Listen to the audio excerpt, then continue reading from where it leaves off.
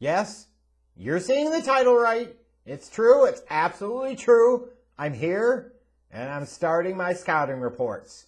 Got a lot to get through in the next month, so let's get after it, shall we? And as always, it's the tradition every year that I do these scouting reports.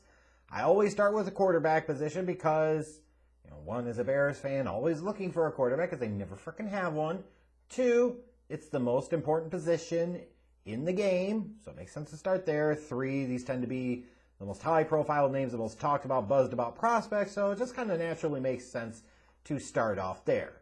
And I'm starting off with the most noteworthy of all the quarterback prospects, the one that's had the buzz the past 3 years, Sunshine himself, Mr. Can't Do No Wrong in the media's eyes, Trevor Lawrence, who a lot of you may be buying into the media hype and the narrative around him, that he's been the chosen one for the past 3 years, and it's inevitable, and it's just a period and moment of time until he declared for the draft, and he ends up being the first overall pick, and he's QB1 and all of this and all of that. And to be clear, probably likely that he's going to be taken number 1 overall. But I want to emphasize this, is that he's a pretty good prospect, but he is not that generational prospect that you're hearing about. Let's be clear. And let's also be clear on this. He is not, when you're talking about translatable, projectable skills to the NFL, Trevor Lawrence is not QB1 in this draft. And I promise you, if you have folks that are trying to push that narrative, it cannot be based off of what they saw in 2020 from Trevor Lawrence and from other quarterbacks. It just can't be. He is not quarterback 1. You either have those in the media that have hitched their wagon to this star for the past 3 years and they're going to ride it until the wheels fall off, or you probably got a lot of Jacksonville Jaguar fans that frankly are trying to talk themselves into Trevor Lawrence being QB1 because they know he's most likely inevitably the pick for the Jags in April's draft. So they don't want to sit there and think, hey, we tanked for this guy, and then you find out that he's not that dude. Kind of tough to reconcile if you're a Jags fan. But let's be clear. I'm not saying he sucks. I'm not saying he's a bust. I don't project either of those things. I just don't quite see what all the fuss is about. Good to pretty good prospect, but not truly great or special, and certainly not once in a decade, once in a generation. You can miss me with all that crap. Now, yes, some traits that you look at and you say they're projectable and you like these things about Trevor Lawrence, and it's true. I've certainly got plenty of them. The size. I think size is less important than it probably ever has been in the league, but he's kind of got that prototype size that NFL teams traditionally look for. Although as I think about evaluating the position more and more, I start to really de-emphasize this more and more because it's just not as important as it used to be. I think he's got enough arm talent. He does not have an absolute rocket launcher or a hose, nor is that necessarily absolutely required to play the position or even play the position at a high level in the NFL.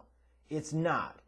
He certainly demonstrated over the past 3 years at Clemson that, on some of the throws down the field, he can stretch it vertically. You have to be able to defend him in all areas of the field. He can't just collapse the defense. But he doesn't have a true laser. He's not just going to fire balls in there, from all different platforms and all different arm angles, etc. He's just not going to do that. But he has more than enough. He has sufficient arm talent to be a projectable big starter at the next level. He's got pretty sound mechanics, too.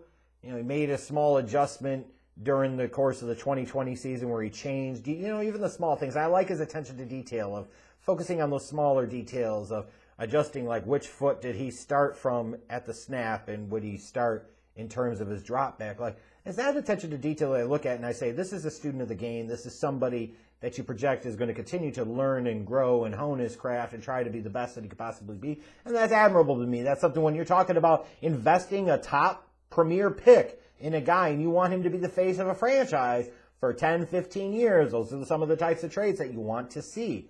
He's a really good athlete for his size, too. For a guy that's about 6'6", 220-ish pounds, he can move. He can absolutely move. I don't know if he's the most incredibly agile or, elusive as a runner, but when he gets up to speed, he's got some jets. Like he's 6'6", so it takes a little bit to get up to speed, but he's got really good athlete. He's a really good athlete for his size. Some of you are going to be smart asses and say for his complexion. I'm sure you're going to hear plenty about, even once it gets to the NFL, about how deceptively quick and how deceptively fast he is and how you'd be surprised by his speed. And we know what the hell that's code for. But he's also durable and tough. And the other reason he missed games this year was due to COVID. And that's not something you can necessarily hold against him. And there's been nothing that you really point to and say that there's any indication of any long-term damages from him getting his mid-season COVID diagnosis and having to battle that for a couple of weeks. You talk about the surgery on the torn labrum, but he was able to play through it. Like, he's a tough, durable guy. He's got a bit of a red-ass attitude to him at times, and you saw this at different points at times. Like, you see a little bit of trash talk. Not like the Baker Mayfield, like it's swag almost to the point of it's ridiculous.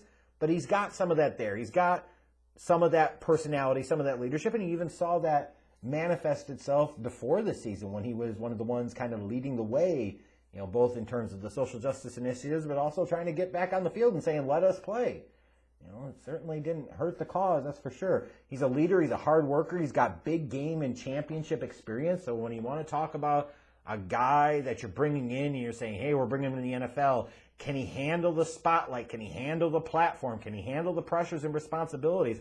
I mean, shit, Trevor Lawrence has been in that spot for the past 3 years. Right? He's been on national TV all the time. He's been a major focus by the media for the past 3 years. And I don't think he's done anything to show that he can't handle that spotlight. So when you look at some of those things, you say, man, that looks like a guy that you want to build a franchise around. But you got to look at some of the weaknesses too. Like, people talk about this tremendous accuracy of his. I don't see it. His ball placement is not as good as it should be. Like, and this is where it gets challenging, and I want to emphasize sometimes when you're talking about these different positions, but specifically quarterback. The one thing to really keep in mind is not every completion or touchdown is a great throw. Not every incompletion in INT is a bad throw or a bad decision. Sometimes when people are watching prospects or they're scouting or whatever the hell they want to call it, they focus too much on the end result and not the pieces that go into it, or looking at the projectable skills and traits more so than result. And when you look at Trevor Lawrence and you look at his ball placement, there are plenty of times that he was throwing slightly off the mark. He was throwing behind receivers. When you talk about some of the back shoulder fades where you want the ball to be up and away, it was more of like up and directly into the receiver's face. I thought that as I went and I watched every throw that he made here in 2020, that I thought I was going to see better accuracy and ball placement than I actually saw. Now, it doesn't mean that it can't improve and it doesn't come in time, but he doesn't have the level of accuracy and ball placement that you're probably going to have a lot of people tell you that he does. He just doesn't. And if people are actually watching what they saw from his 2020 season, they would agree with that. And if they don't say that, then they're not watching the right things in the right ways. You also will see sometimes, and this is part of a bigger theme in terms of structure and what happens when the structure breaks down around him, he can fall out of some of his throws when pressured. Mechanically, in general, he's pretty sound, but the one little hiccup that he has in terms of his mechanics, I know I graded him pretty well in terms of mechanics, but it was just something I noticed sometimes, is every once in a while, he would get so anxious with what he saw that he would forget about his lower body and would just throw.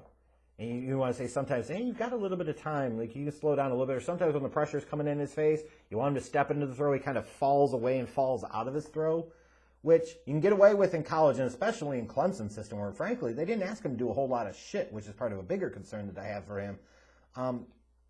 But sometimes you can get away with that in college, but you're not always going to be able to get away with that in the NFL, because you start throwing balls like that and you start throwing them over the middle, they're going to get picked off. He has moments, too, when you talk about his pocket presence, where he doesn't feel the edge rush, especially blindside pressure. I would like to see that a little more consistently, be able to anticipate it, be able to read even pre-snap, anticipate where the pressure is potentially coming from. He showed some good ability to move within and up and back within the pocket, but again, could always work at improving there. But the biggest piece to me is when you talk about the structure and how does he work when the structure breaks down, does he have any field vision? Can he go through his progressions? Like, seriously, legitimately, when you look at him in 2020 especially, and kind of the system that Dabo Swinney was running, this RPO crap, and it was all one read, and Trevor Lawrence would get laser vision and locked in on a guy, and he wasn't moving off of him damn near most of the time, no matter what. And you can sit there and say, well, you know, that's kind of the system or whatever. Yeah, but maybe you're getting away with that in college, but Dabo's not doing him any favors when it comes to preparing him for life after Clemson. And maybe that's not his job, but maybe it fucking should be a little bit. Because when you're trying to evaluate him, like, how the hell do you know? Seriously, how the hell do you know? You are guessing and you are projecting. And there's a lot of that when you talk about the draft process as a whole, I grant you. But what happens when the structure of that play breaks down? What happens when an NFL defense, you know, game plans and identifies and is able to identify pre-snap what your primary read or your hot read is, and they take that away from you? What the fuck are you going to do? This is not a little concern. This is a big concern. Now, there's a piece of me that goes back, you know, it's something we have to learn from the past, both the good and the bad. And one thing, when I thought about Deshaun Watson in the past, coming from the Clemson program, there was a similar type of thing. Like, there wasn't a whole lot of field vision there. There wasn't a whole lot of going through progressions. There wasn't a whole lot of moving the defense with his eyes. But at least every once in a while you seem to see it. I saw it even less with Trevor Lawrence. Now, we saw it with Deshaun very little in college. We saw it more in the NFL because the system became less restrictive and less demanding in terms of staying within the structure. But what the hell are you looking at with a guy like Trevor Lawrence when it comes to structure in the league? And at times that structure is absolutely going to break down. What the hell is he going to do? I mean, seriously. So his accuracy is good but not great. His arm strength is good but not special. I'm sorry. And when you talk about a guy like him that you want to be able to say, hey, man, this guy has great, phenomenal instincts, I don't see it. I see other quarterbacks in this class that demonstrate kind of more natural football instincts, the ability to improv. He doesn't have a lot of improv. He really doesn't. He can roll out of the pocket sometimes and extend plays, and that's cool. But that to me is more like it's a one read, it's not there, up, little pressure, I'm gone. That's not necessarily improv. That's not necessarily going off of feel and instinct and reacting to what he sees. And when I think about all of these different things, it makes me just a little hesitant and a little concerned to totally buy into Trevor Lawrence as QB1 in this draft. He's not. I still have him as a first-round prospect.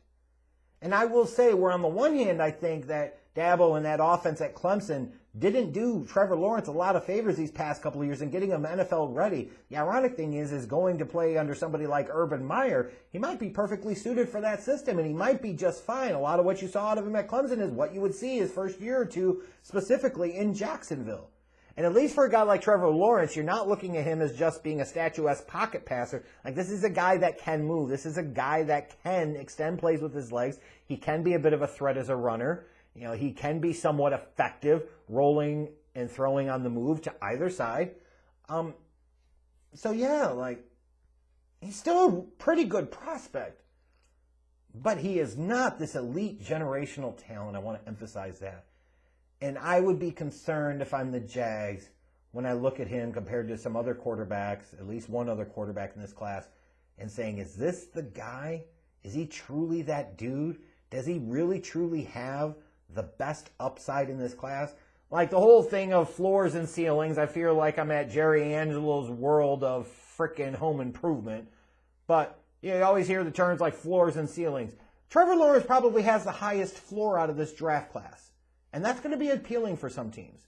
I'm sorry, at the end of the day, when I'm drafting high, I want a dude with the highest possible ceiling. You might bust. But damn it, what you don't want to do is take the wrong guy. And you could do that either way. But if I'm going to do that, I'd rather do that by being aggressive than playing it safe. I understand why the Jaguars will probably take Trevor Lawrence number one. I understand why a lot of people think that he is QB1 in this class. He's a good prospect. He'll probably, in the grand scheme of things, fall out as either QB3 or QB4 to me, most likely. Yeah, but he's not top of the board talent. He's just not. And I hope enough of you can see past the media hype to see some of the things that I'm seeing in terms of accuracy, lack of that special arm, lack of real feel and instincts for the game, and understand where I'm coming from.